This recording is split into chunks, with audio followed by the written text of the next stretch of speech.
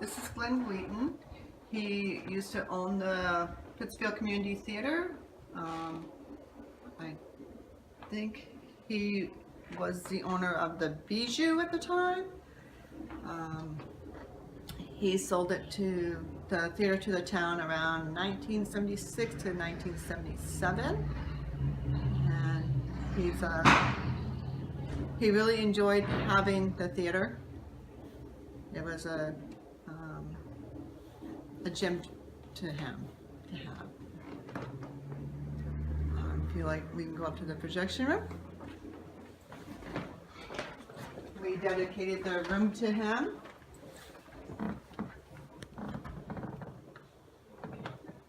In 1953, J.R. Chincat brought in the projectors. There's one I will show you in a little while. It's down by the stage. This is what we call the number 2 machine projector. And it was for reel-to-reel. These are our house reels. We used to get shipping reels coming in, but we don't have them anymore. This is a house reel. And you'd always have to make sure your sound is towards you. And all you would, this is a header that you would put on the film itself. And all you would do is clean it and inspect it to make sure that there is no broken sprockets. This is what we used to do. We don't do this anymore. When would you have stopped doing this way? I came on in 86.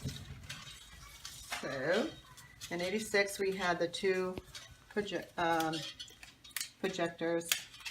We took and brought in the platter system in 2005. Oh, that's okay. I think we get a sense of it. So you have to wind it all onto that one. There we go. Yep. You would just inspect it.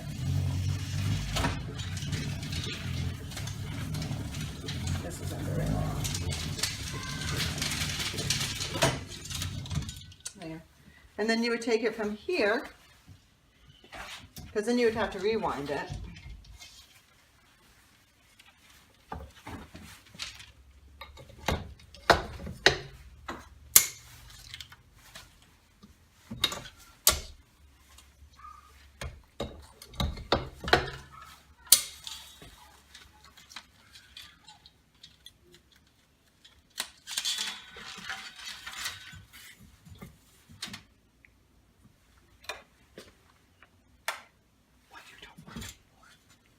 And what, you would be winding it on another spool? Yep, so that you can take it. Let's rewind it.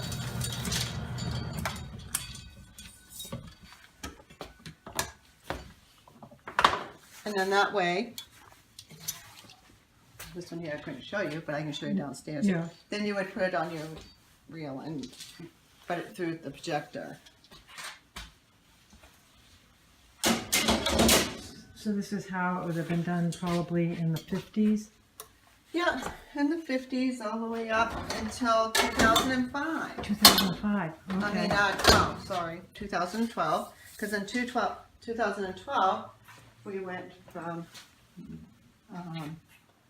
this came in 1994. I'm getting my dates all screwed up. That's okay. In 1994, we went from the reel-to-reel to the platter system, which we had a 3-tier platter system, which you would take and do your rewinding, inspecting, rewind, and splice it all together into one big film, and it goes on the platter. So from there, we came to this in 2012, which is our digital projector. And everybody always wonders how the movies come in. This is our movie, and it has to be ingested. What do you mean by ingested? You have to take it from here and load it so that it goes onto the projector hard drive. and that's how you're gonna preview the movie. There's a little bit more detail to that, but basically, that's what we do. This is our new sound system. And is this used for live performances or?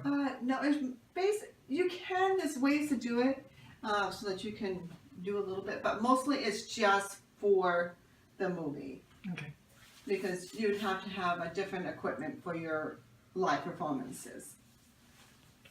This is basically just for the projector that I was talking about. That's the stem for it to hold everything, but it's a huge. Oh, they are huge. What is that? 4-foot diameter? Yeah, at least, or 5 maybe. Yeah. Yeah, it's huge. And that was the system before the digital one that you just got? Yes. Okay. Yeah, this is what came in 94. Wow. Yeah.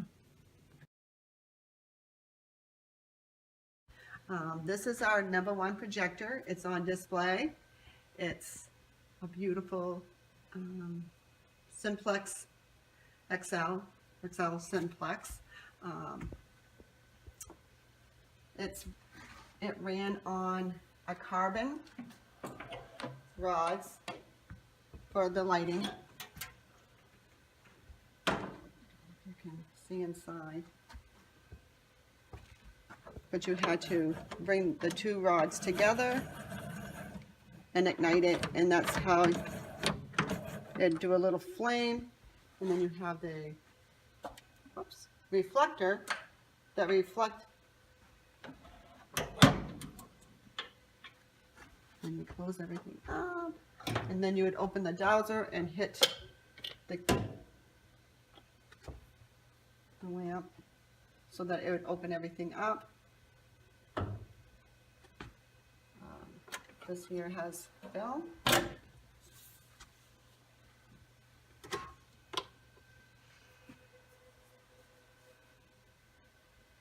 And you had to get these just right, because then you would hear a click, click, click, click, click, click, which if you do, then you had to refix it, because then you could have damage to the film.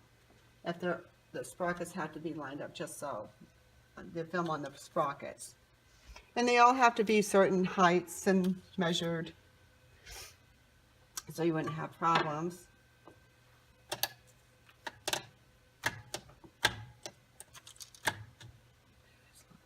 This is your light source to read the sound.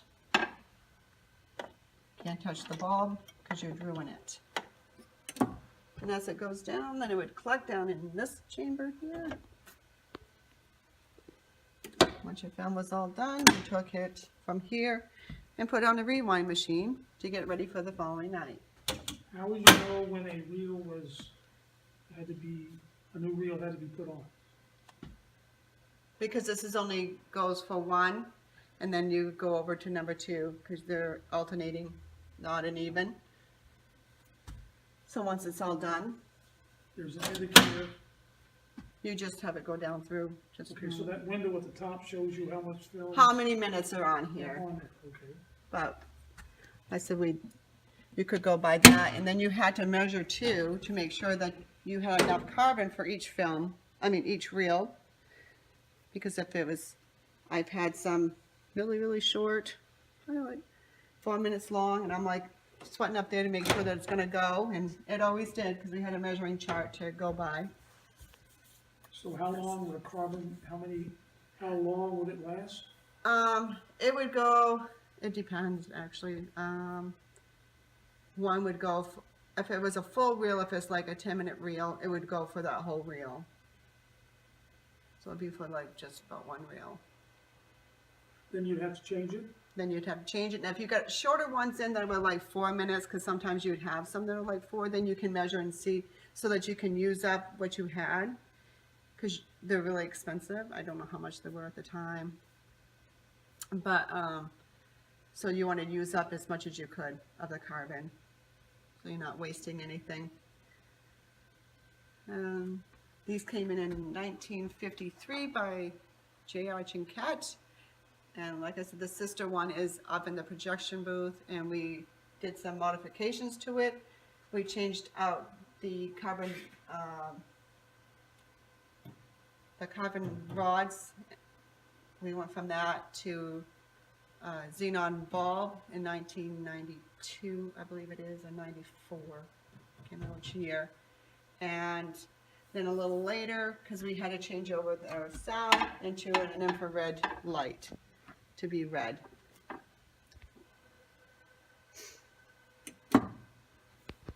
And then once we got that, we had to get a makeup table. You still had to inspect the film by hand, make sure that all the sprockets weren't ripped, and look for bad slips of film in it to make sure everything was fine. Then you splice it all together and put it on the big platters, so it's all a continuous movie. And that got fed so that when it goes down onto one of the other platters, because there was 3 of them, so we could at least show 2 different movies if we needed to, but we always did on basically one, and then you wouldn't have to go and rewind it. And at the Thursday, then you had to take everything back down and break it all down to put back on the shipping reels. And then in 2012, 10 years later, so it was 92, so 10 years later, we went to digital, which now the film still comes in, and it's on a hard drive that you have to ingest into the projector to be able to show the movie. You want to tell us about these seats? When they came in and what's special about them? The seats came in 1953 with the projectors. J.R. Chinkat brought them in. We've been here for a long time.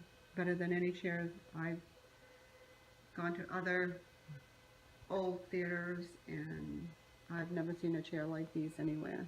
And what is it about them that's special? Is that they're called swing-back chairs. You want to show us? Okay, yeah, so that they, what do you call them, swing back or rocking or They're called swing-back chairs. swing back chairs? Okay.